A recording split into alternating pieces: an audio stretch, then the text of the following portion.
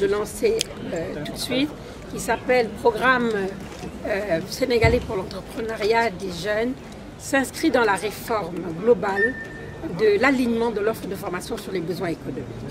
Il s'agit d'une réforme phare dans le cadre du plan Sénégal émergent. Et l'objectif de ce projet, je parle de l'objectif stratégique, c'est de pouvoir développer des compétences pour la productivité et la compétitivité. Ce projet prend en charge les actifs déjà qui sont productifs, mais également, et ça c'est une de nos missions phares, l'insertion des diplômés de l'enseignement supérieur. Vous n'êtes pas sans savoir que 31% des diplômés de l'enseignement supérieur ne sont pas insérés.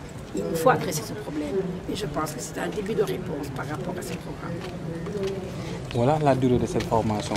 Alors, on n'a pas expliqué quelle était la durée. En fait, ce projet, il y a 3 cycles.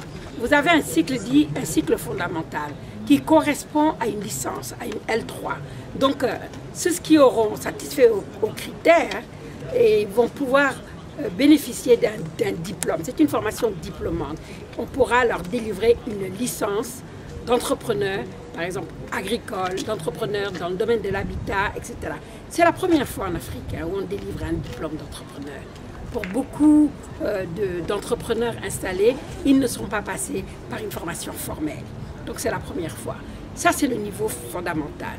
Nous avons un second niveau, qui est un niveau intermédiaire, qui correspond à ce qu'on appelle le Master 1. Et nous avons un niveau avancé qui correspond à un Master 2. Qu'est-ce qui a changé par rapport à ce qui se fait dans nos universités? Ce qui a changé, c'est que dans nos universités, et je suis à l'aise pour le dire parce que je suis universitaire, ce qui a changé, c'est que nous offrons, nous avons l'habitude de dire, nous vous offrons ci, ça, ça. Et les gens doivent venir dans cette offre-là. Là, ce que nous faisons, nous inversons. Nous allons former en fonction des besoins des individus, en fonction des besoins de notre économie. Et pas juste donner une offre de formation en disant vous avez la possibilité d'accéder à telle ou telle formation. Alors, mais des critères. Comment se passe le recrutement et combien sont des critères, oui, des critères. Alors, en ce qui concerne le recrutement, je pense que, je l'ai dit, nous sommes, c'est vrai, dans un contexte sénégalais particulier où les gens sont très suspicieux. Nous voulons être très, très clairs et transparents. Ce processus a été complètement dématérialisé. C'est-à-dire que les candidatures ont été soumises en ligne. Nous avions un ranking, c'est-à-dire que les gens, à l'analyse des réponses, avaient un certain nombre de points. Nous avons sélectionné les 1500 premiers. On est allé plus loin. On avait une équipe internationale de sélection, composée de 70 personnes. Et dans les différents secteurs de création d'entreprises que nous voulons.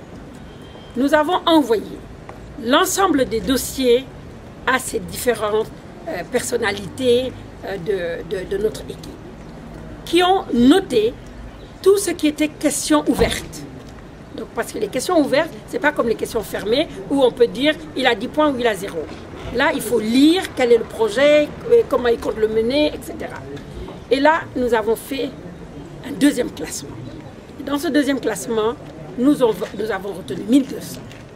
Et sur les 1200 qui ont été retenus, nous avons demandé à ce qu'ils postent leurs vidéos.